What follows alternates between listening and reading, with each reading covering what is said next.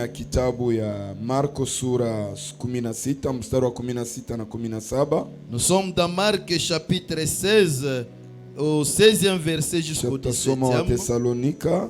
Et puis nous allons lire Thessaloniciens chapitre 5 verset 23. 1 Thessaloniciens 5 23. On va nous lire rapidement. Et passons à la parole de Dieu. Marc chapitre 16 verset 16 au 17e verset. Nous lisons dans le nom de Jésus-Christ. Amen. Celui qui croira et qui sera baptisé sera sauvé. Mais celui qui ne croira pas sera condamné. Voici les miracles qui accompagneront ceux-là qui auront cru. À mon nom, ils chasseront les démons. Ils parleront de nouvelles langues. Nous allons lire encore 1 Thessaloniciens chapitre 5 23e verset. Au 23e verset, nous lisons dans le nom du Seigneur Jésus-Christ. Que le Dieu de paix vous sanctifie lui-même tout entier.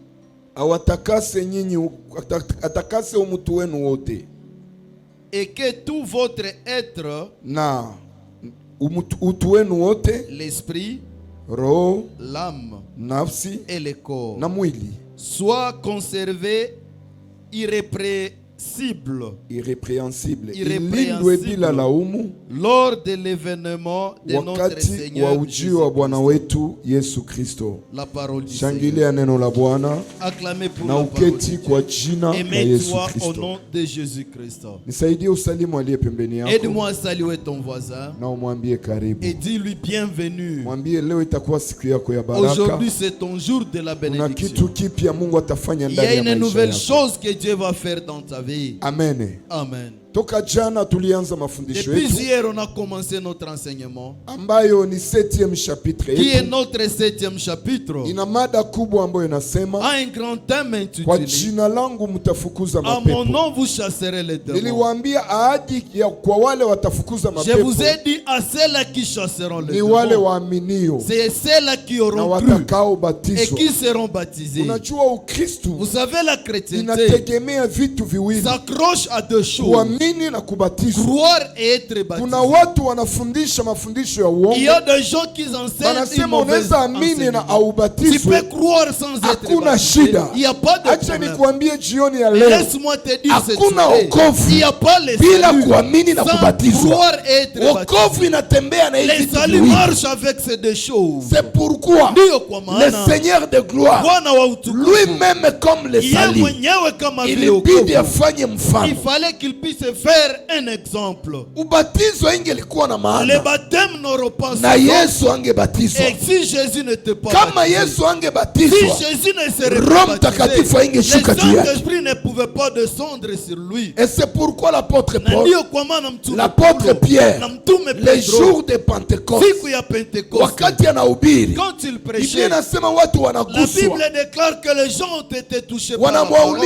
Ils l'ont posé la question: frère, que faisons-nous pour être sauvés? L'apôtre Paul a répondu: convertissez-vous et que l'un de vous puisse être baptisé pour le pardon de vos péchés, et vous recevrez le don du Saint-Esprit. Les deux choses marchent ensemble. N'oublie jamais une chose. C'est pour cela que Jésus avait dit à Nicodème: et comment se fera-t-il quand ils échangeaient? Jésus a dit à Nicodème: ce qui est né de la chair est chair, mais ce qui est né de l'esprit est esprit. Si quelqu'un n'est pas de nouveau, il ne peut pas hériter le royaume de Dieu. Nicodème a dit: je suis vieux, j'ai des barbes. Comment ça se fera-t-il que je puisse encore rentrer dans le sein de ma mère et naître de nouveau? Jésus a dit à Nicodème: si tu n'es pas de l'esprit et dans l'eau, quand je vois l'esprit, je vois la parole.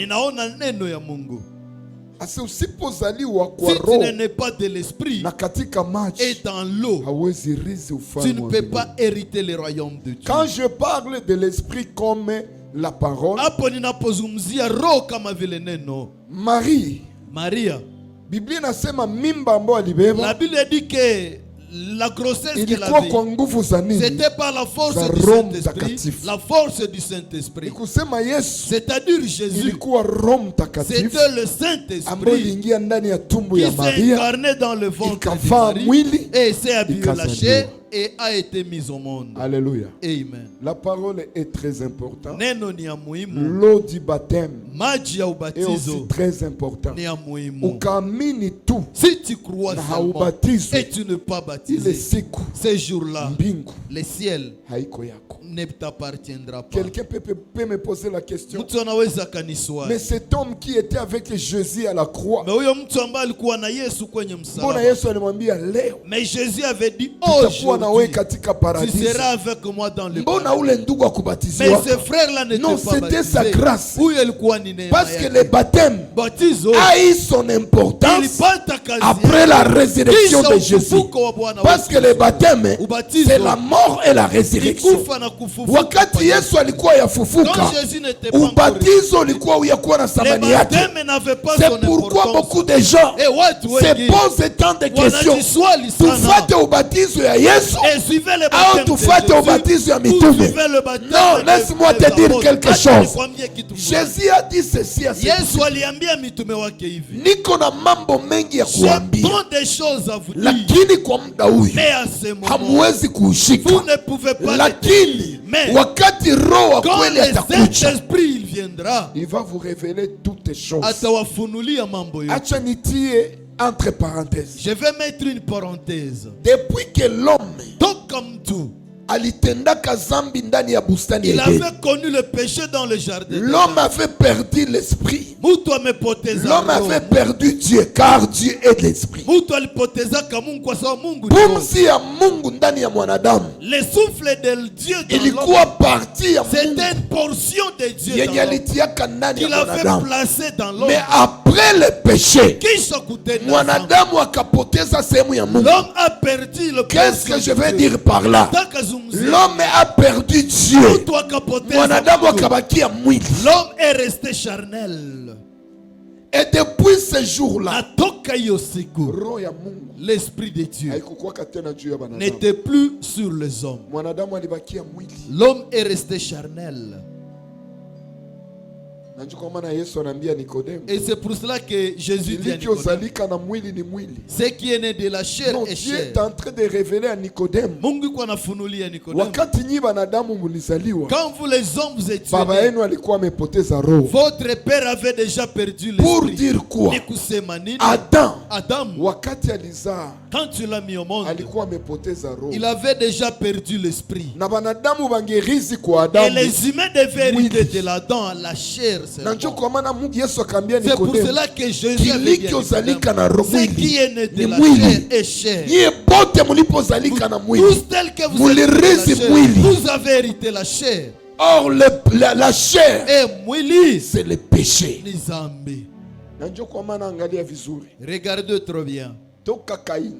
Depuis Caïn jusqu'à la naissance de Jésus-Christ, tout le monde avait de faiblesses. Même les grands prophètes avaient toujours des faiblesses. Même si Dieu pouvait les utiliser, mais ils avaient de faiblesses parce qu'ils étaient chers. Parce que Adam, qui est le premier Adam, avait perdu l'esprit. Il fallait que le second Adam, qui est Jésus-Christ, vienne avec l'esprit. C'est pourquoi la Bible déclare, le premier Adam, il est de la terre, mais le second Adam, il est du ciel. Quand je parle du second Adam, je parle de mon Seigneur Jésus-Christ. Il nous a amené l'esprit que le premier Adam avait perdu. C'est pourquoi Jésus avait dit aux disciples, il est avantagé il n'y a que je m'en aille. ni faida kwenu, c'est avantageux que je puisse m'en aller. Écoute, Quand Jésus était dans le monde, aucun humain n'avait droit de recevoir le Saint-Esprit. Toute la plénitude du Saint-Esprit pour que les apôtres il fallait c'est pourquoi l'apôtre Pierre nous révèle qu'il était mort tant qu'à la chair, mais ayant été rendu vivant quant à l'esprit. Amen. Il fallait que l'esprit puisse quitter le corps de Jésus pour que les jours de Pentecôte, que nous tous nous puissions le bénéficier. Jésus les avait dit, j'ai tant de choses à vous dire, vous ne pouvez pas les contenir. Mais quand les véritables il viendra nous révéler toute quand Jésus était sur la terre, il parlait en parabole. Il parlait en parabole. Et à un certain moment, ils amenaient ses disciples à côté et il essaie un peu de les éclairer sur des petites choses. Mais Jésus parlait en parabole. Alléluia. Amen. Quand le Saint-Esprit viendra, il vous révélera de toutes choses. Parmi les paraboles, Yesu alisemaka wakati alikuwa anavala mwili, le baptême aussi était. Il dit allez partout dans le monde, faites de toutes les nations mes disciples. On a eu parabole et Yesu akasema les baptisants au nom, au singulier du Père, Fils, Saint-Esprit au pluriel. C'est quel nom? Le Père, c'est au pluriel. C'est quel Père? Fils, il y a plusieurs fils. C'est quel fils? Saint-Esprit, il y a plusieurs esprits. C'est quel esprit? Il a parlé encore à parabole. Il dit au nom singulier. Et il a caché le nom. Pourquoi? Parce qu'il parlait en parabole. Mais quand le Saint-Esprit est venu, l'Esprit de la vérité, qui devait conduire les disciples dans toute la vérité, ça devrait révéler les paraboles que Jésus avait laissé aux mais chose grave, mais qui tu as plusieurs il marche toujours. Or la réalité est là. Amen. Les gens baptisent les autres. Non, l'Esprit de la vérité qui révèle toutes choses est là. Amen. Celui qui croira et qui sera baptisé sera, ça veut dire le baptême sauve. Mon frère, ma soeur, quel est le nom qui sauve? C'est le nom de Jésus. Ça veut dire pour que le baptême sauve, doit être accompagné du nom qui sauve. Quel est le nom qui sauve? C'est le nom de Jésus. Quel est le nom qui pardonne les péchés? C'est le nom de Jésus. Mais pourquoi vous baptisez les gens avec des noms?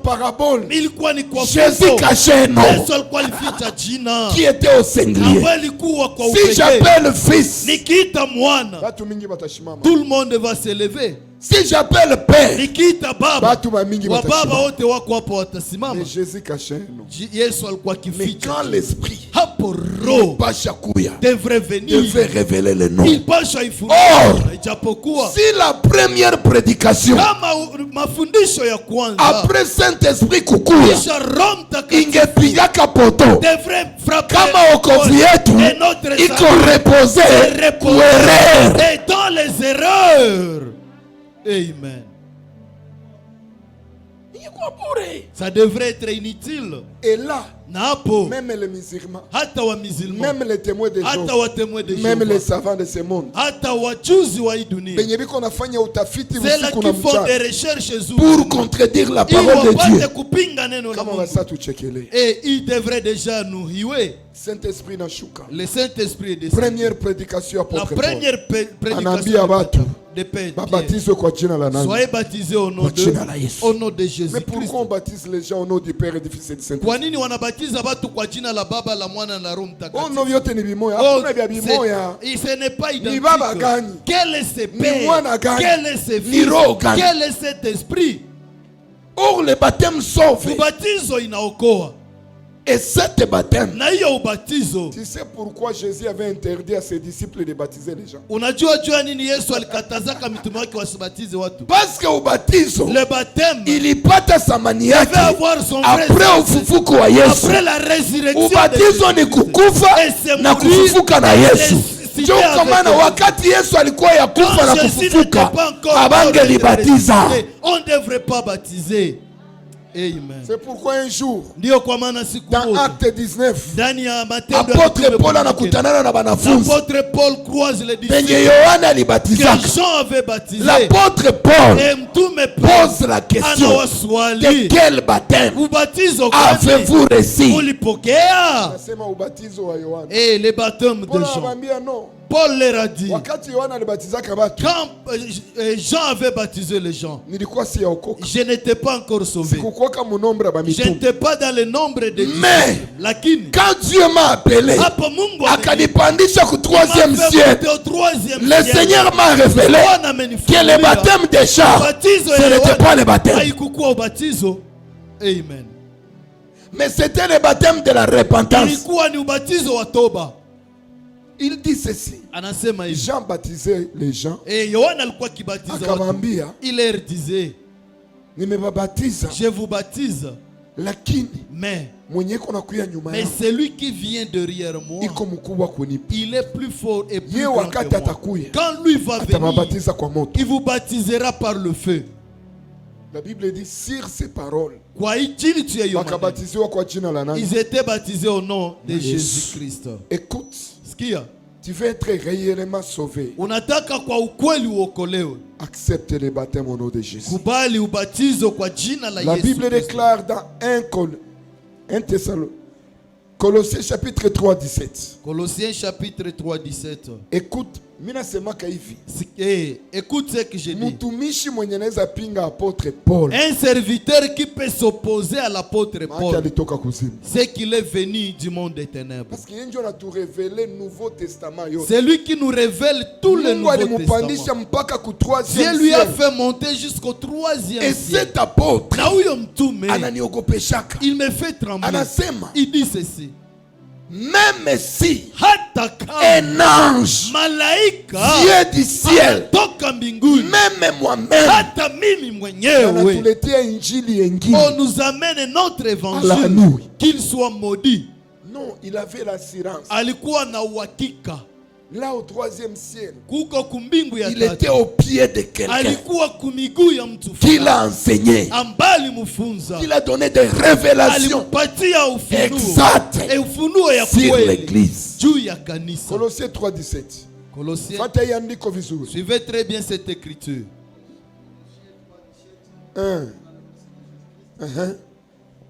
Que vous fassiez en parole ou en œuvre, et quoi que vous fassiez, en parole ou en œuvre, kwa maneno au kwa tendo, faites tout au nom du Seigneur Jésus. Mfanye vyote kwa jina la nani? La Bwana Yesu. Ubatizo ni nini? Le baptême c'est quoi? Haiko tendo. Et ce n'est pas un acte. Kuomba ni nini? Prier c'est quoi? Kuhubiri ni nini? Prêcher c'est quoi? Haiko maneno. Ce ne sont pas des paroles. Faites-les au nom de Jésus-Christ. Le baptême c'est au nom de Jésus. Ubatizo ni kwa jina la Yesu. Ce n'est pas le nom de Branhamistes. Haiko kwa jina ya Branham. Haiko ubatizo wa Branhamistes. Ce n'est pas le baptême de Branhamistes. D'ailleurs, Branham c'est un Américain. Et Branham ni Mwamerika. Il n'est pas même juif. Haiko hata Myahudi. Et quand les apôtres baptisaient, Branham alikuwa yazaliwa. Branham n'était pas encore né. Et dans la Bible, qu'on ne puisse pas vous tromper. Il n'y a pas une des références de Branham. De Genèse et Apocalypse, donc, la Bible parle d'une seule personne. La Bible tourne tout autour d'une personne. C'est Jésus-Christ de Nazareth. Alléluia. Amen. C'est lui notre star. Il est notre Seigneur. C'est à lui qu'on tape la poitrine jour et alors, et la promesse du salut, c'est à ceux-là qui auront cru être baptisés. Ils chasseront les démons. Ils imposeront le main aux malades. Ils parleront de nouvelles langues. Alléluia. Amen. On a commencé à parler de notre sous-thème, et qui est la délivrance de l'âme. Là où nous avons lu dans Thessaloniciens, et le Dieu de paix, qu'il puisse sanctifier votre humain, l'esprit, l'âme et la chair. C'est pour cela qu'on a commencé à dire la délivrance de l'homme dépend de 3 parties du corps de l'homme. Si tu es délivré charnellement, mais ton âme n'est pas délivrée, tu as toujours des problèmes. Si tu es délivré de l'âme et ton esprit n'est pas encore délivré, tu as toujours des problèmes. On a parlé de la délivrance charnelle. On a parlé de la délivrance en grec qui signifie être sauvé, le salut, et le salut, la sécurité et l'assurance. Quelqu'un qui est délivré, c'est quelqu'un qui a reçu le salut. C'est quelqu'un qui reçoit la sécurité. C'est lui qui reçoit l'assurance. Écoute, le monde n'a pas d'assurance, mais nous avons l'assurance. La Bible déclare que l'espérance de la gloire. Et il y a de l'espérance que le monde n'a pas. Et c'est ce qui te différencie du monde. Toi tu marches, c'est différemment. Et les gens de ce monde, tu vois comme tu es là. Tu espères à la vie éternelle. Que le monde n'a pas. C'est ça la délivrance. On a dit la délivrance du corps s'accroche à 3 choses. Tu as droit à la délivrance de péché. Parce que tu vas comprendre, c'est à travers le péché que Dieu a prophétisé au serpent. Dès aujourd'hui, écoute, il faut comprendre le langage biblique. Il faut comprendre le langage de la Bible. Satan et Satan est esprit. Il s'est incarné dans le serpent. Et il est parti tromper Ève. Quand Dieu est en train de maudire qui était dans le serpent, qui est maudit parmi tous les animaux. Dès aujourd'hui, tu vas commencer à marcher sur ton ventre. Le ventre de Satan va commencer à marcher sur la poussière. Et alors que quand Dieu a maudit, il a dit la terre tu mangeras par la sueur. Et la terre va te donner les épines. Alléluia. Amen. Mais quand tu viens chez le Seigneur, tu es maudit parmi tant de pour dire quoi? Et au commencement, et les serpents ne marchaient pas à travers le ventre. Dès aujourd'hui, tu vas commencer à marcher. Dieu était en train de prophétiser que Satan, comme l'homme est accepté, ce que tu as dit, nakatenda zambi akakatala tisheria yangu, toka leo nimekupatia utawala juu yake. Parce que Mungu alitengeneza mwanadamu kupitia nini? Udongo. L'homme c'est la poussière. Na Mungu akamwambia mwanadamu, tu es poussière et tu retourneras de la poussière. Pour dire quoi? Dieu était en train de dire au serpent, qui était le diable, je te donne le pouvoir sur la vie de l'homme. Tu vas commencer à dominer l'homme. Est-ce qu'il y a quelqu'un qui me comprend? Là, j'entre dans la révélation, dans la prophétie et j'avance vite. Alléluia. Amen. C'est-à-dire, dès aujourd'hui, toi l'homme, tu seras dominé par mais ça, quand Dieu est arrivé à Ève, alléluia, parce que le dossier du péché, haikukuwa dossier ya mwanaume, lakini ilikuwa dossier ya watu mbili, Shetani na mwanamke. Et la femme. Quand ils ont discuté, Satan n'était pas là. Satan est venu hériter seulement les péchés. Et Adam est venu hériter seulement les péchés. Mais quand Ève et le serpent discutaient, Adam n'était pas là. Wow. Dieu a maudit le serpent. Il a maudit l'homme. Mais quand il se tourne devant la femme, il n'a rien fait. Il a dit, tu mettras au monde par des douleurs. Est-ce que les douleurs c'est un problème? Les douleurs c'est un problème.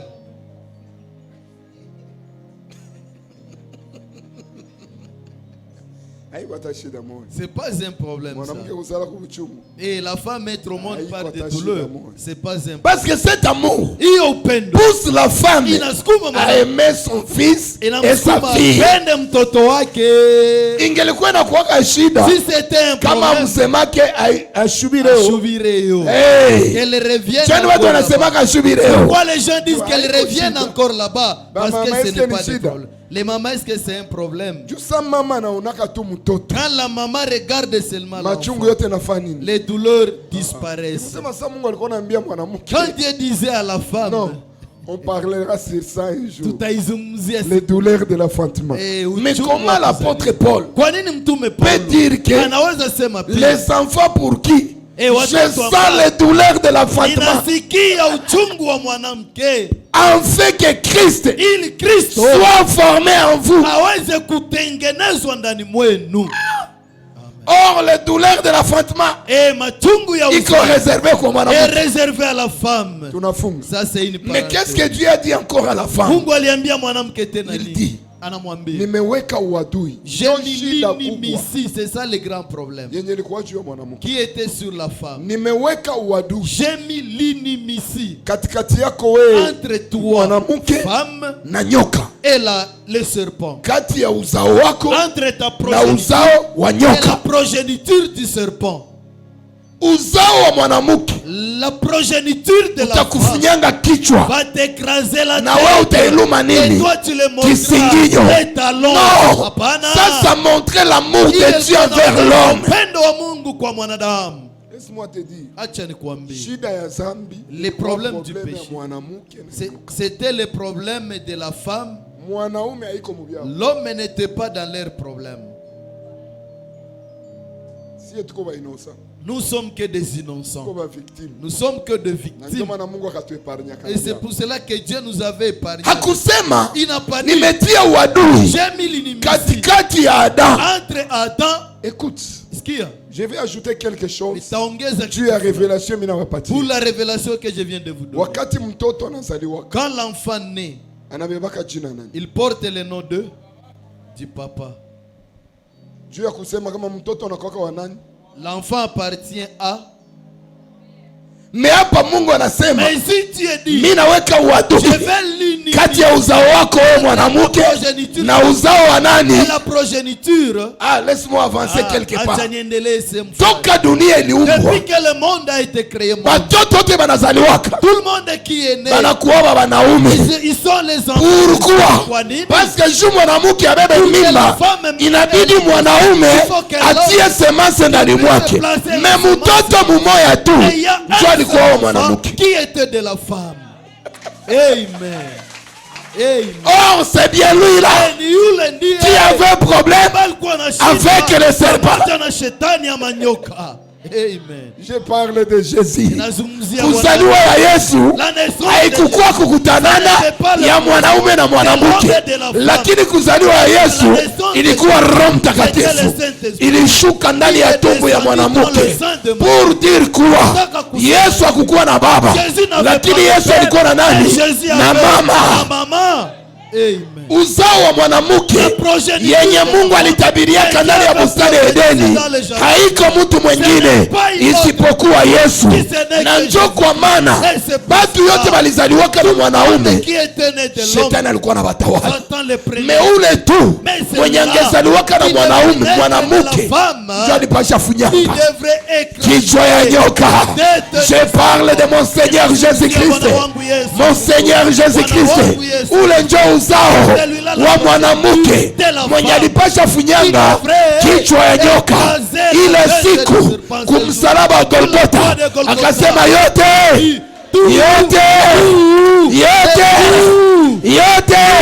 akafunyanga il a écrasé la tête du serpent.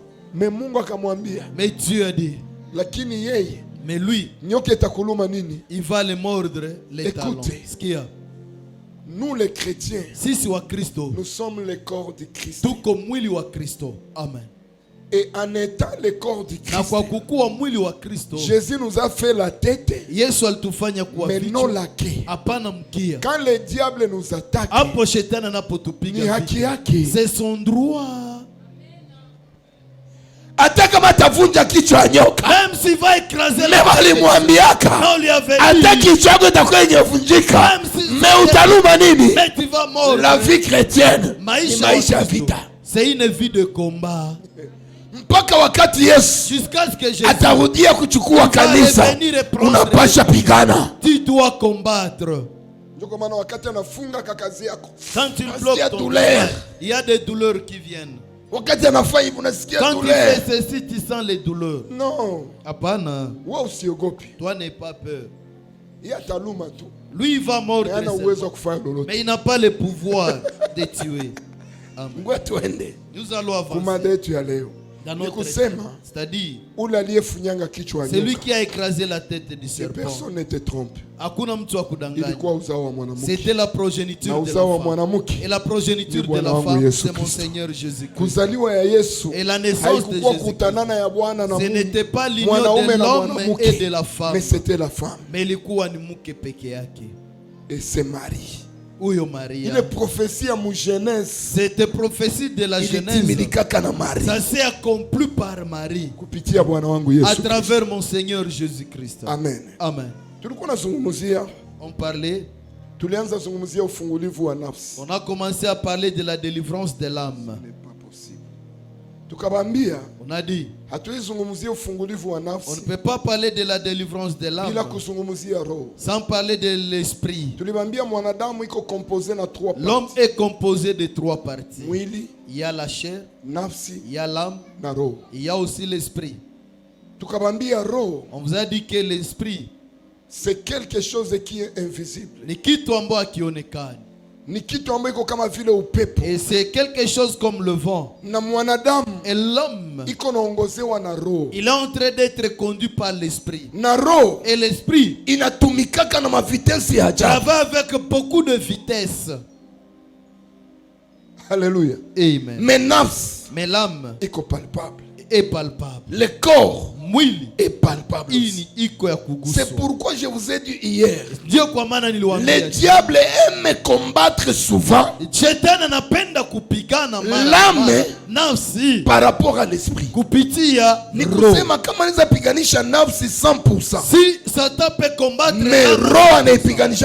Mais l'esprit il est combat 50%.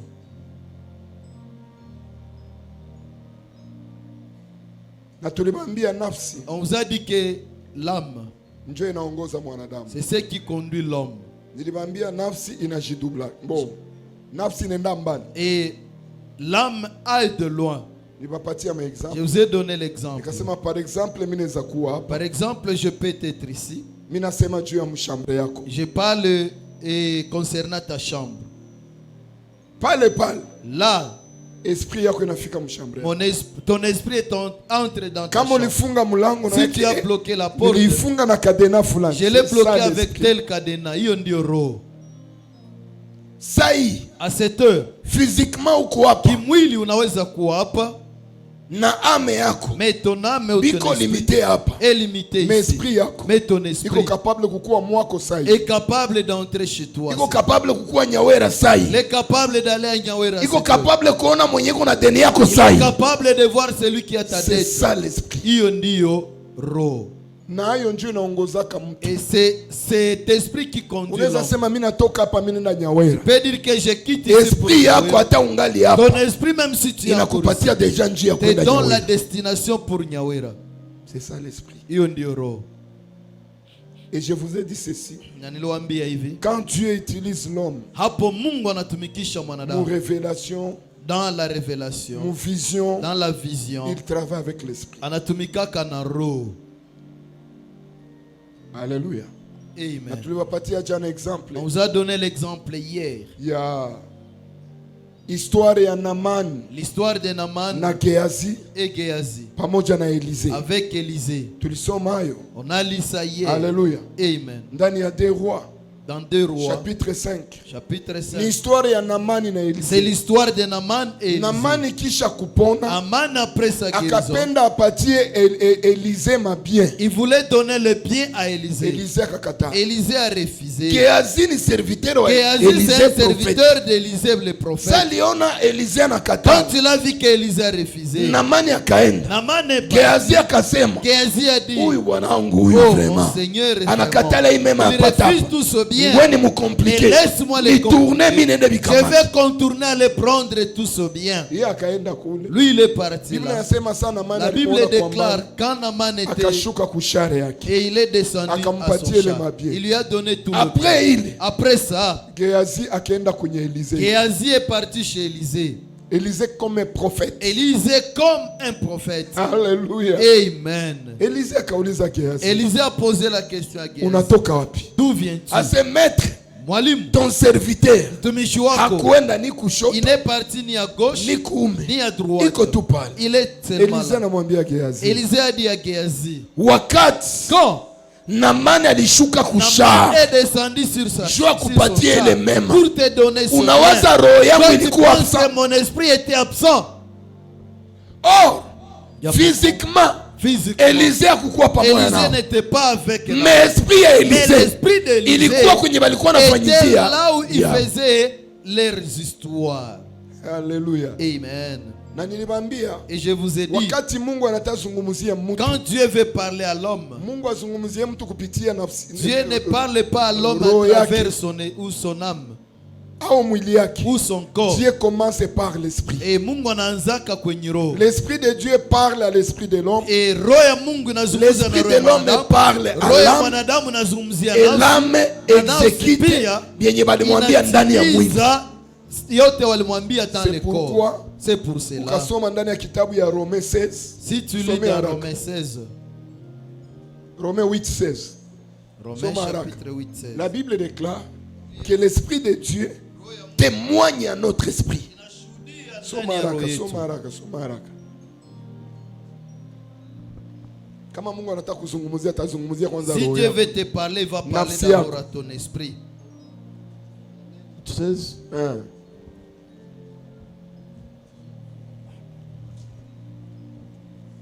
L'esprit lui-même rend témoignage à notre esprit que nous sommes enfants de Dieu. Nilibambia kwamba mbele Mungu azungumzie mwanadamu, avant que Dieu parle à l'homme, il commence à parler de son esprit. Ça veut dire Dieu communique avec l'esprit. Mungu anazungumza na roho. Parce que Dieu est invisible et notre esprit est invisible.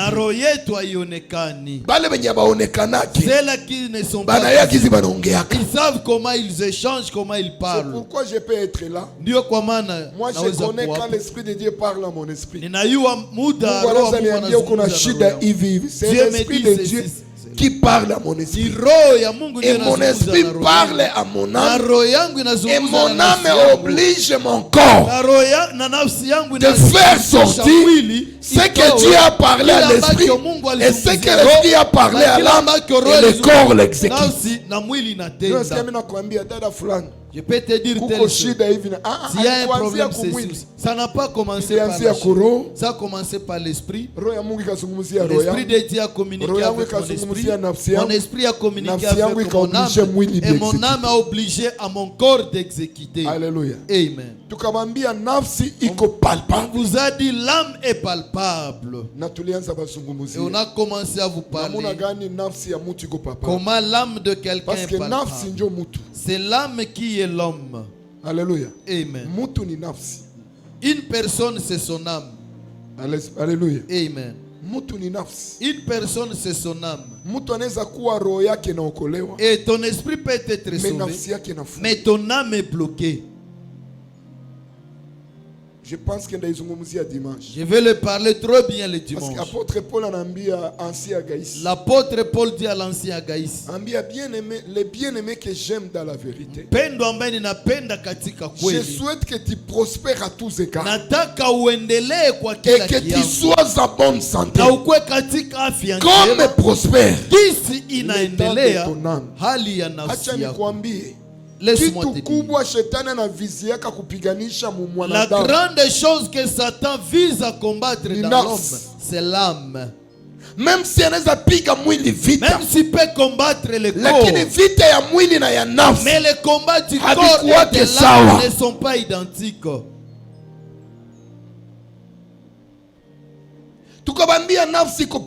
On vous a dit que l'âme est palpable.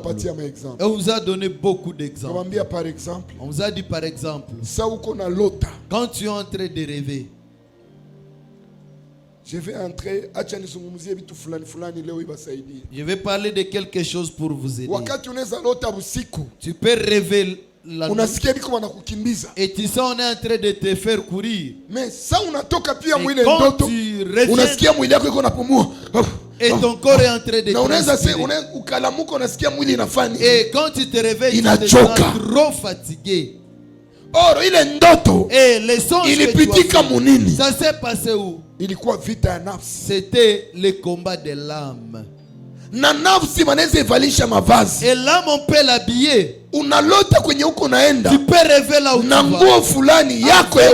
L'habillement que tu sais. Non, on a utilisé votre vêtement pour t'avoir. Et je vous ai dit hier, l'âme et l'âme peuvent se croiser. Par exemple,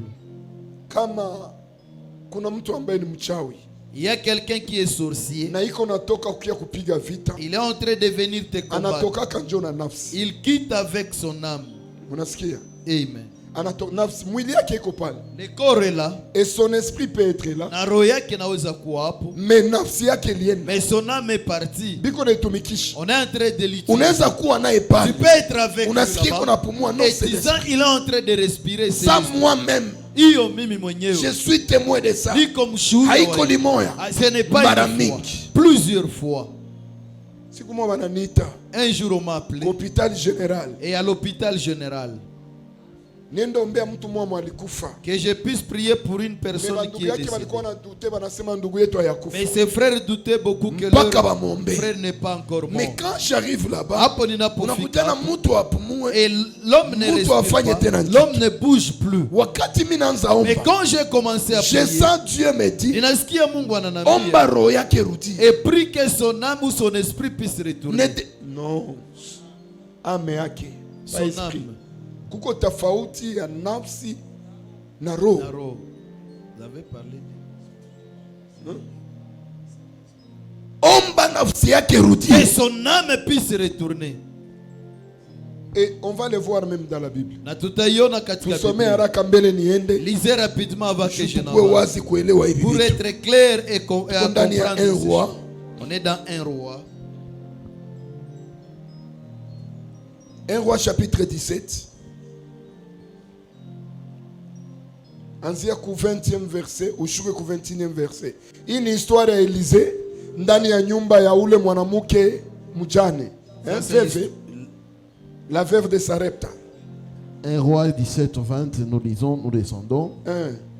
Puis il évoqua l'Éternel et dit, sikia, akaalika Mungu akasema, Éternel mon Dieu, Bwana Mungu wangu, est-ce que tu affligerais utaitika mabaya au point de faire mourir son fils, mpaka ya kuua mtoto wake, même cette veuve chez qui j'ai été reçu comme un autre, hata huyu mjane ambao nimepokelewa kama mtu wa samani. Et il s'étendit 3 fois sur l'enfant, akalalia ule mwanamke ule mtoto mara 3, invoqua l'Éternel et dit, akaita Mungu akisema, Éternel mon Dieu, Bwana Mungu wangu, je t'en prie, nimekusihi que l'âme de cet enfant, nafsi ya huyu mtoto, revienne au-dedans de lui, irudie ndani yake. Wow, Alléluia. Amen. Ase nafsi ya hapana roho yake. C'est pas son esprit, mais nafsi ya huyu mtoto irudie ndani mwake.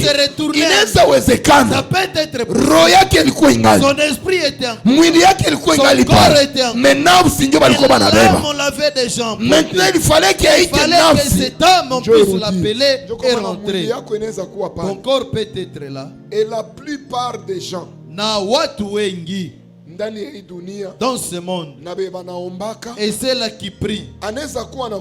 Il peut être là, mais on a déjà bloqué son âme. Et ton âme est dans la bouteille. Ton âme est bloquée quelque part. Mais c'est l'âme, l'esprit, c'est l'esprit seulement.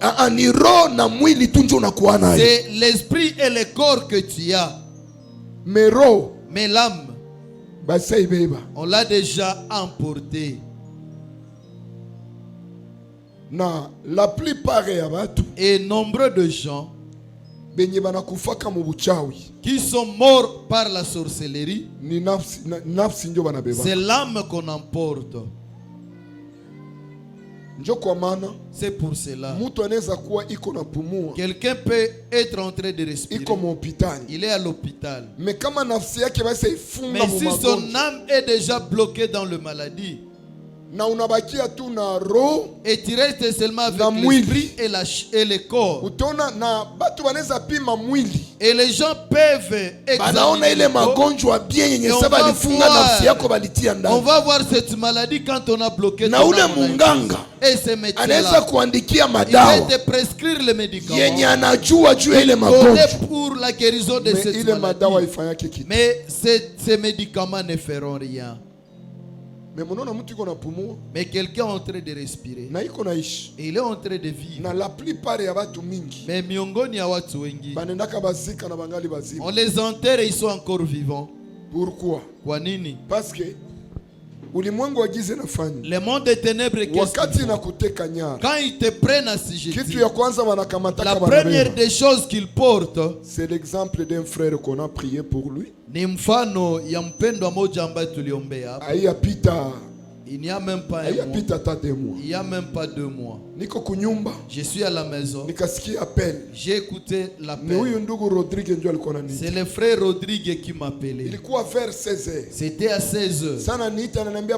Quand tu m'appelles me disant papa, mais je rencontre Richard est déjà à l'agonie. Je peux prier. Je te mandate de prier pour lui. Quand il a commencé à prier, et la personne fait semblant de retourner, c'était l'esprit. Il croit Niro. Qui a fait le mouvement.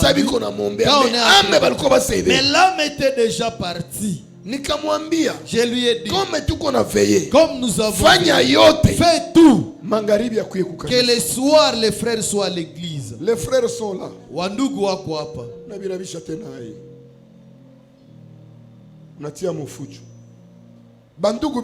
Les frères sont ici. Quand on est en train de prier, ils ne savaient pas. Moi, je savais que l'âme de cette personne n'existe plus. On est en train de les réveiller pour venir prier. J'ai dit laissez-les là-bas. Quand on est arrivé à la fin de la prière, j'ai dit amenez-les ici. Quand on a commencé à prier, ils ont dit on a amené son âme depuis 13 heures. Et ici, tel que nous sommes entrés, et son âme est déjà dans le monde des ténèbres. On ne peut pas les retourner. Et les frères avec qui on était, ils commençaient à perdre l'espoir. Je les ai dit, comme son esprit était encore là. Ici, roya kilikuwa ingali hapa. Non, esprit yake ilikuwa. Roho yake ilikuwa ingali. Son esprit était encore ici. Il y a la facilité ya kurudisha nafsi. Kuna urahisi de refaire retourner. Nikaanza waambia mutarudisha nafsi. Je les ai imposé de retourner son âme. Wakasema tutarudisha. Ils ont dit on ne va pas les retourner. Tumekuwa ba mingi. On est léger. Tumemfikisha deja mbele ya chef wetu Shetani. Il est déjà dans le main du Lucifer. Nikawaambia mtamrudisha. Et vous allez les retourner ici. Et qu'est-ce que ces gens banakuwa nafanya? Qu'est-ce que bakisha beba nafsi yako après avoir porté ton âme, si roho yako inabakia, mais ton esprit est là, roho yako inakuwa sasa vile kuna résister. Ton esprit sera comme kitu wanakuwa biko wanapiganisha sasa, ceux qui sont en train de combattre, batoshe na esprit yako, qu'ils puissent se faire partir. Sasa esprit yako inatoka, quand ton esprit sera parti, unakufa limoya, tu vas mourir tout à coup. Ndio vile binakuwa. Et c'est comme cela qu'ils font. C'est pour cela. Les morgues qu'on nous a déjà amenés. Quelqu'un est mort tout à coup et on l'amène directement dans le morgue. Vous savez les consignes des gens qui travaillent au morgue. Si tu entres là-bas, tu ne peux plus rentrer. Vous pouvez laisser votre cadavre à la morgue. Il n'avait pas de blessure. Mais le jour où vous irez récupérer votre cadavre, il a déjà des blessures. Tu vas te poser la question. Quand on l'a amené dans le frigo, ils ont leurs histoires. Je vous dis sans guise de cause. Quelqu'un qui travaillait au morgue est venu se repentir. Papa pasteur, j'ai tué beaucoup de gens.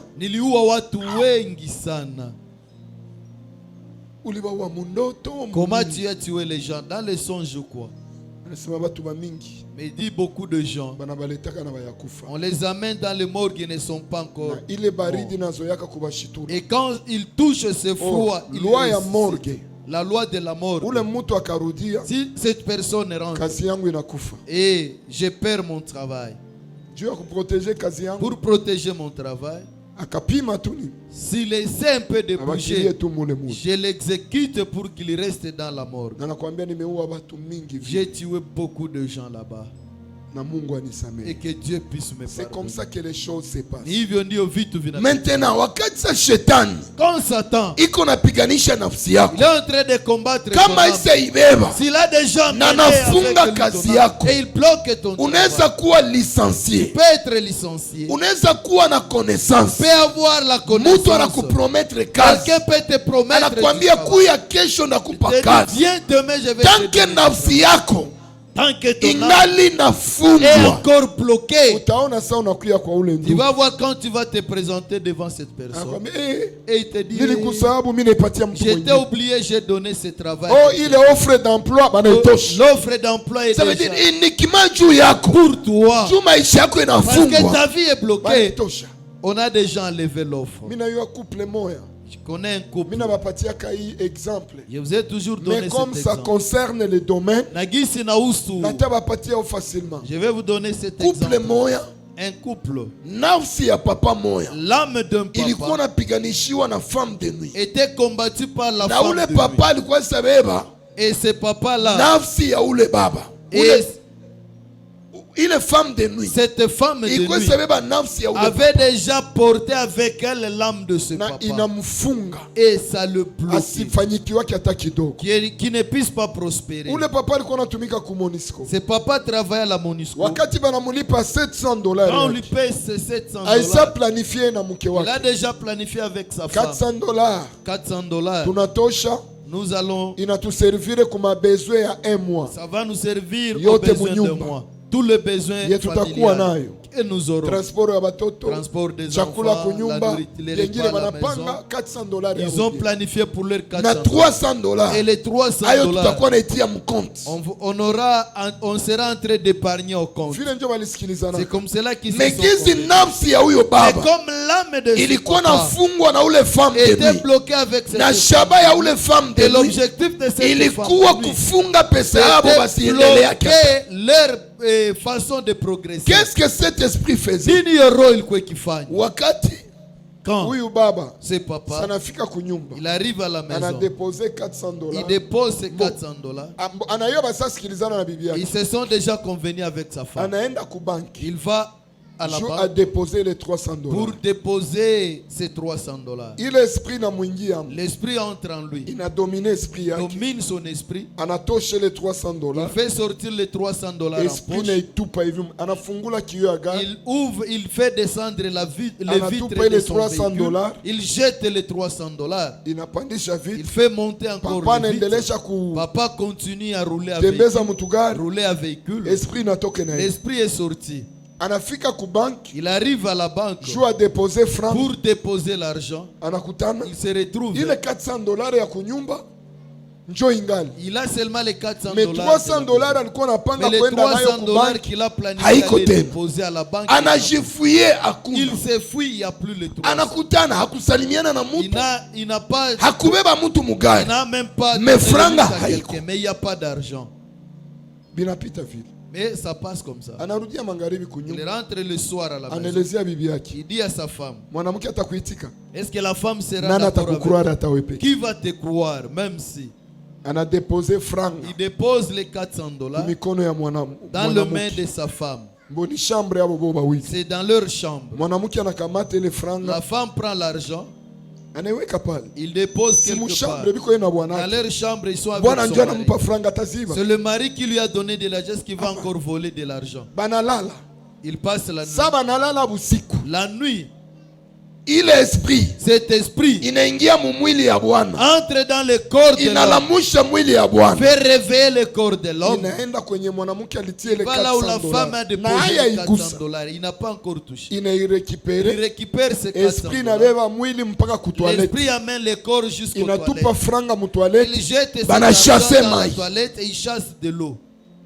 Il fait retourner encore le corps de ses papas au lit. Et le corps dort et l'esprit quitte. Le matin, il se réveille. Il dit, tu peux me donner l'argent. La femme cherche de l'argent, il n'y en a pas. Il n'y a pas d'argent. Personne n'est entré dans la chambre. Ils sont seuls avec son mari. Il demande à sa femme, l'argent que j'ai déposé ici, mais pourquoi tu blagues ainsi? Pourquoi tu as pris encore les argent? Je vais te donner de l'argent pour le voler. Amen, cet argent ici. J'ai déposé cet argent. C'est moi qui t'a donné de l'argent. Incompréhension. Incompréhension entre dans le couple. Après presque une année à vivre. Après une année de la souffrance, la femme est venue à la prière. C'est maintenant l'esprit. Et Nania Pondioyoro commence à révéler cette histoire. De la façon dont ça bloquait l'âme de papa. La femme de nuit. C'était l'esprit de la sœur que le papa sortait avec. Quand ce papa est parti, cette fille est partie. Je vais faire souffrir leur foyer. Tu veux qu'on puisse le faire souffrir. D'apporter les moyens d'amener l'incompréhension. C'est ça. Comme le papa ne priait pas et la maman ne priait pas, l'esprit a commencé à les gérer comme ça. Après la délivrance, ils ont commencé à utiliser leur argent sans problème. Écoute, dans le livre de Job, kitabu ya Ayubu,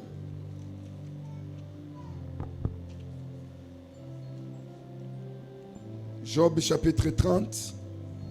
Job chapitre 30. Utaanzia au 14e verset. On va commencer au 14e verset. Sikia hizi Biblia kunasema hapa. Écoutez ce que la Bible nous dit ici. Na hapa inahusu nafsi. Et ici ça concerne l'âme. Job 14 et Job 30, 33, verset 14 à 33. 14 à même 18e verset. Mais tout sommes. Parce qu'il y a pas de kutatusaidia pia tuendelee kesho. Job 33 verset 14 nous descendons. Dieu parle cependant. Ase Mungu anasema ni katika tantôt d'une manière, hii njia, tantôt d'une autre. Na njia ingine. Et l'on n'y prend point garde. Na mwanadamu haikeshei.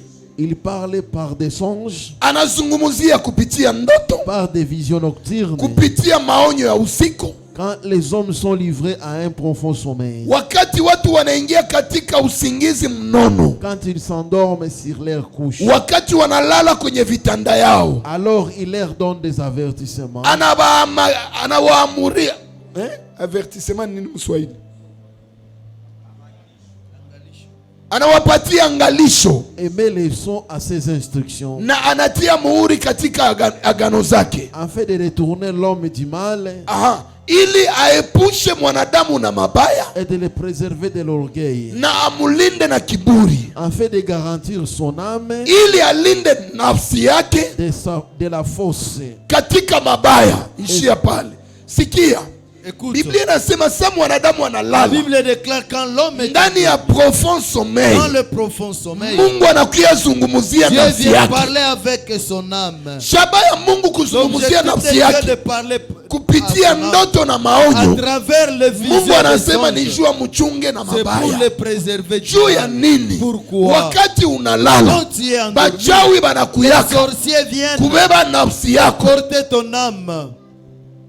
Banakulotesha vya mubaya. Ils te font rêver de cauchemars. Na saba banakulotesha havyo. Quand ils te font rêver de Mungu anafanya yote. Akufunulie uone vile vibaya vya biko banakulotesha. Ils puissent te révéler tout ce qu'ils te font rêver. Shaba yayo ni nini? L'objectif c'est Mungu akuharipushe. Que Dieu puisse wakati unaviona. Wakati unavikuta. Ushituke. Que tu puisses être effrayé. Et que tu commences à prier Dieu. Watu wengi biko hapa. Beaucoup de gens sont ici. Anakuwa na lota iko na banaume babusiku. Il est en train de rêver avec des maris de nuit. Na banamuke babusiku. Et les femmes de nuit. Pale ni wakati ulimwengu wa giza. Dans ce cas le monde inakuya beba nafsi yako. Viens porter ton âme.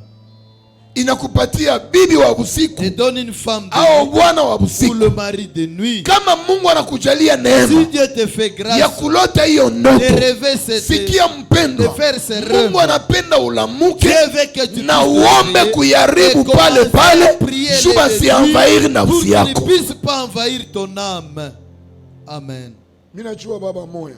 Je connais un papa. Alikuwa na mwanamke wa usiku. Il avait une femme de nuit. Ile mwanamke wa usiku ilikuwa inatumika. Cette femme de nuit commence à travailler. Kama iko ndani mwake mnyumba. S'il est dans sa maison. Kiungo yake ya kiume. Et son parti génital haiwezi tumika. Ne peut pas fonctionner. Mais kama iko nje ya nyumba yake. Mais s'il est hors de son foyer. Iko mzima. Son parti génital travaille comme il le faut. Walikuwa wamebeba nafsi yake. On avait déjà emporté ça. Banafunga kiungo yake. On a bloqué son parti génital. Na ndivyo balikuwa nasumbua huyo baba. Et c'est de la même façon qu'on faisait souffrir ses papas. Siku mke wake anakuya. Les jours que sa femme est venue. Kuniona. Venir me voir. Parce que bwana anakuwa anamwambia. Son mari lui dit cela. Je nini wakati niko mbele yako mimi nakuaga siku. Pourquoi quand je suis devant toi je suis impuissant. Mais nikatoka nje niko mzima. Mais si je suis hors de ma maison je suis. Ilikuwa mari de nuit ya bibi yake. C'était le mari de nuit de sa femme. Ilikuwa napiga bwana yake vita. Qui combattait ses papas. Ile mari de nuit ya bibi yake. Ce mari de nuit de haikuwa napende mchangie ule mwanamke na ule papa. Or kimwili yenjo nani? Jo bwana. Et charnellement c'est lui qui était son mari. Mais kiro. Mais spirituellement. Ule njo alikuwa sakuwa nini? C'est ce mari de nuit qui était son mari. Nanifata. Vous m'écoutez? Siku ule mwanamke anakuya. Les jours que cette maman est arrivée. Bwana alikuwa sasa la deja batoto 3 nje. Et ce papa avait déjà 3 naissances lors de son mariage. Mais lui et sa femme, il n'y avait pas d'enfant. Bibi analota usiku. La femme rêve. Il est en train d'allaiter les enfants. Parce qu'il était avec le mari. Mais de la même façon que quand cette maman est venue me voir, j'ai commencé à prier. Ce mari de nuit commence à parler en elle. Et c'est cette mari de nuit qui a commencé à révéler. C'est moi qui avais détruit son parti génital. S'il est devant sa femme et que son parti génital, je ne vais pas les mélanger. On avait déjà porté l'âme de ce papa une partie et l'âme de cette femme, et on l'a travaillé pour que son mari est devant lui, qu'il soit impuissant. Mais après délivrance, en chassant ces démons, et tu as déjà vu, et la maman t'appelle en témoignant que avec mon mari. Aujourd'hui, ça s'est bien passé. C'est l'âme qui était bloquée. Et on le bloquait peut-être dans la bouteille. Et cette bouteille, et c'était environnant de leur maison. Et ils ont bloqué l'âme. Et le couple a beaucoup souffert. Il y a beaucoup de divorces. Ce sont les âmes des gens qu'on détruit. Si on bloque ton âme et on met de l'incompréhension, tu vas voir dans à tout moment il y a de l'incompréhension. Et vous ne connaissez pas les bébés. C'est l'âme qui est bloquée. Mais aujourd'hui Dieu m'a dit que je puisse s'il n'y a pas pour bloquer ton âme, magharibi ya leo mbingu ikuletee ufungulivu kwa jina la Yesu Kristo. La délivrance au nom de Jésus. Na watu wengi wanateseka hivi. Et beaucoup de gens souffrent ainsi. Par exemple, kuko dada mmoja alikuwa muimbaji mkubwa. Il y a une sœur qui était une grande chanteuse. Mukanisa moja hapa. Et une des na ule dada walikuwa na muinvite. Et cette sœur on tout le monde parlait de cette sœur. Wakati anaimba ni utukufu wa Mungu. C'est la gloire de Dieu. Mais nafsi ya huyo dada ilikuwa imefungwa na mari. Était bloquée par le mari de. Alikuwa isipata mariage. Et ne devait pas avoir le mariage. Sumu kamfurahia na alikuwa mrembo. Elle était ukamfurahia unampenda. Si tu l'aimes vraiment, hakuna problème. Il y a pas de problème. Dada atakukatala. La sœur ne va pas mais sana kuitika. Mais quand elle t'accepte la nuit, unaanza tembeleo. Tu seras visité. Kwa nakunika. On est en train de t'étrangler. Esprit kunakwambia ule est en train de te dire c'est ma femme. Ukapima ndaku. Si tu oses, je vais te tuer. Njoo na watu wengine. Il voit d'autres personnes. Dada anaweza sema. La sœur peut dire. Ase frère alienda na hanilaga. Le frère est parti sans me dire au revoir. Atakulaga yeye. Comment il va te dire au revoir? Walimwambia akapima wanafanya. On a dit s'il ose, on les tue. Il n'y a aucune chose que l'homme craint comme la mort. La première des choses que l'homme craint, c'est la mort. Le premier arrive pas, le deuxième pas, le troisième pas. Le frère a commencé. Je l'aime, mais tu ne vas pas le trouver. Et sa prière fait qu'il puisse résister. Ça lui a amené des distractions. Au lieu que le frère continue dans la prière, les jours qu'il a diminué dans l'esprit est venu, l'a étranglé, il l'a tué. Alléluia. Amen. Beaucoup de gens souffrent ainsi parce que leurs âmes sont bloqué. Alléluia. Amen. Na huyo dada, et cette sœur, alikuwa nalota kila siku. Elle rêvait à tout moment. Alikuwa sakuwa deja na batoto 5 kuzimu. Elle avait déjà 5 enfants dans le monde des ténèbres. Na sana rudia kimwili yake. Et quand elle rentre physiquement, ataka mayazala kimwili ni dada kwabo. Même si elle n'a pas encore mais ses seins faisaient inakuwa samwa iko na nyonyesha. C'est comme si elle est en train d'aller. C'est là où tu dois comprendre que ni nafsi yako. Nilibambia nafsi njoo iko na uhusiano na mwili. Qui est en relation nafsi njoo inagusiwa. C'est l'âme qui biote biko nafanyika mnafsi yako. Tout ce qui se passe dans ton âme. Kimwili. Et tu le sens aussi. Par exemple, kama unafungwa na mari de nuit. Si tu es bloqué par le mari de nuit. Kama ulilala naye usiku. Si tu as couché avec elle. Tu vas te retrouver, le dos te fait mal. Kama balikutumikisha busiku, si on t'a utilisé la nuit, kubebesha vitu, on t'a fait transporter, unaweza lamuka busubuhi kichwa na kuluma, tu peux te fatiguer, au mishipa shingo iko na kuluma. La tête te fait mal, les nerfs de maintenant mulimwengu wa giza, dans le monde de parce que kenye kina garda ka souvenir, ce qui garde souvenir, ni esprit, c'est l'esprit. ame igarda ke souvenir, l'âme ne garde jamais. yenye na garda ka souvenir ni esprit. Souvenir, c'est l'esprit. Wakati unabilota vile, quand tu le rêves, Mungu anakujalia neema esprit yako ibigarde. Dieu te fait la grâce que me ulimwengu wa giza inafanyaka yote. Wakati unavichunga vile, quand tu les protèges, banakuya banabiefase. Et on efface. Ndio nasikia mtu anaweza shituka usiku anasema, quelqu'un peut se réveiller le matin, si niliomba, mais anaanza tafuta ile ndoto, ndoto, commence à chercher les songes, il l'a pas trouvé. Mais leo Mungu aliniambia, mais aujourd'hui Dieu m'a dit, nafsi yako, ton âme, bataiacha, on va les libérer. Amen.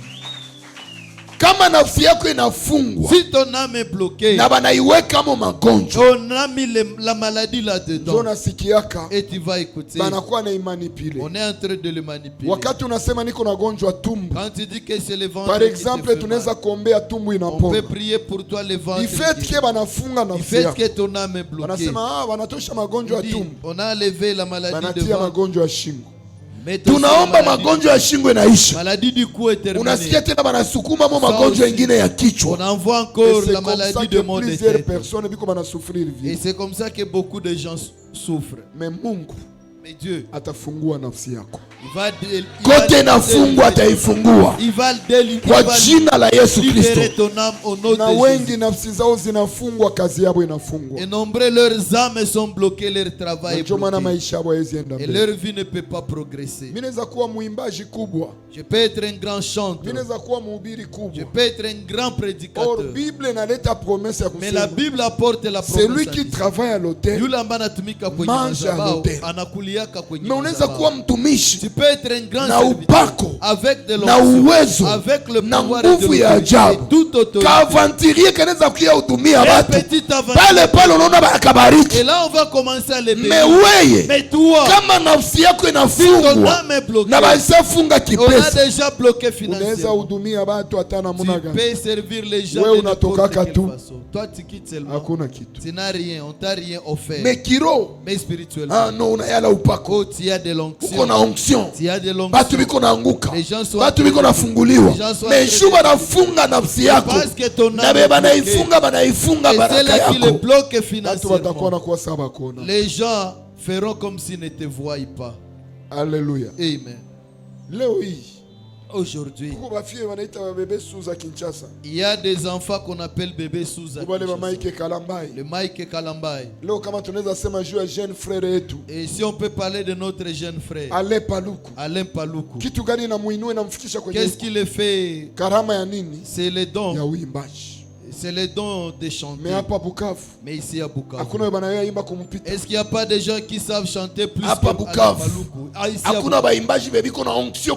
qu'il n'y a pas de chanteurs qui ont de l'onction? Si ton âme est bloquée, même si tu peux monter spirituellement, personne ne te verra. Même quelqu'un peut être à l'église, quand tu chantes, je vais bénir ce frère, mais je ne veux pas qu'on puisse me voir comme je le bénis. Je vais le suivre après. Je vais lui donner na kanisa itaisha, anasahabu na ile baraka alipanga juu ya kukupa. Juu ya nini? Nafsi imefunga. Ton âme est bloquée.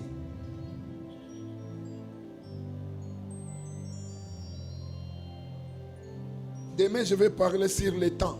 Kesho nitazungumzia muda. Wakati nafsi ya mtu inafungwa, quand l'âme de quelqu'un est bloquée, na saa zingine unainuliwa, et peut-être tu es élevé, inapiganishaka juu muda wako, mais ça combattre maintenant ton temps. Dieu nazungumzia kesho. C'est ce que je vais parler demain. Inapiganisha muda wako. Combat ton temps. Au lieu que tu sois dans ton temps, ili ukuwe ndani ya muda wako. Wakati muda wako unafika, quand ton temps arrive, ndani ya distraction. Et tu entres dans la distraction. Na kitu ni muda wako. Mungu anakuitisha uende fasi fulani, juu sansere ya kukuinua yako iko pale. Unaneglige kwenda pale, utaenda njo fasi. Tu négliges d'aller là et tu t'orientes quelque part. Parce que kinapiga vita ni nini? Et Qu'est-ce qui est combattu? C'est ton âme. On est en train de wakati Mungu anasemaka na roho, quand Dieu parle par l'esprit parle nafsi na impose mwili. Mwili yako itaanza exécuter. Ton corps va commencer à yenye nafsi yako. C'est que ton âme biko bana manipuler. est en train de manipuler. Et ça t'amène de problèmes sérieux. Tutazungumzia kesho. On va parler demain. Kuko mtu mwenye il y a quelqu'un, kama nafsi yako inafungwa, si son âme est bloquée, inaweza piga vita hata mariage yako. Ça peut combattre même ton mariage. Munaweza panga na bwanako. Et tu peux planifier avec même ton fiancé. Tutafanya mariage. On va faire le mariage. Dès que j'aurai tel montant, j'irai doter chez vous. Que je ne puisse pas rester. Quand cet argent sera toi femme, tu seras la première de créer d'autres projets qui n'étaient pas planifiés. On va parler sur le temps demain. Mais c'est comme ça. Quand l'âme de quelqu'un est bloquée, et beaucoup de gens souffrent. Pose la question à ton voisin. Où est ton âme? Est libre ou bloquée? Alléluia. Amen. Ton âme est bloquée ou est libre? Na wengi wanateseka vile. Et nombreux souffrent ainsi. Mungu afungule nafsi yako. Que Dieu ouvre ton âme. Wengi wanaangamizwa vile. Beaucoup souffrent ainsi. Na banaweza letere mikoshi yote yule pasteur. On peut amener tous ces problèmes. Mungu asiki yake tena pasteur wetu. Et Dieu n'exauce plus notre pasteur. Nafsi yako Dieu nafunga. Non, c'est ton âme qui est bloquée. Ikanisa banionake tena. Cette église on ne me voit plus. Ni nafsi yako Dieu nafunga. C'est ton âme qui est bloquée. Munaweza pita munaomba, munaimba. Passer en chantant ici. Tu chantes plus que tout le monde. Mais personne ne va se mettre debout pour te bénir. Mais s'il y a un autre qui passe, il chante même un cantique qui n'a pas d'inspiration, mais on est en train et c'est comme ça même beaucoup de pasteurs ils subissent problème. Ils subissent ces problèmes. Et ça met la haine dans le cœur des gens. Les gens commencent à souffrir. Regarde si ton âme est délivrée. La vie que tu mènes, c'est pas ça ta vie. Dieu t'a déjà fait croiser par et tout à coup il devrait te faire. Mais ce temps-là. Alléluia. Amen. Tu peux te mettre debout pour la prière. Avant de prier, apportez les paniers pour l'offrande. Que mon âme soit libérée au nom de Jésus. Ici avant de prier, souviens-toi d'un songe.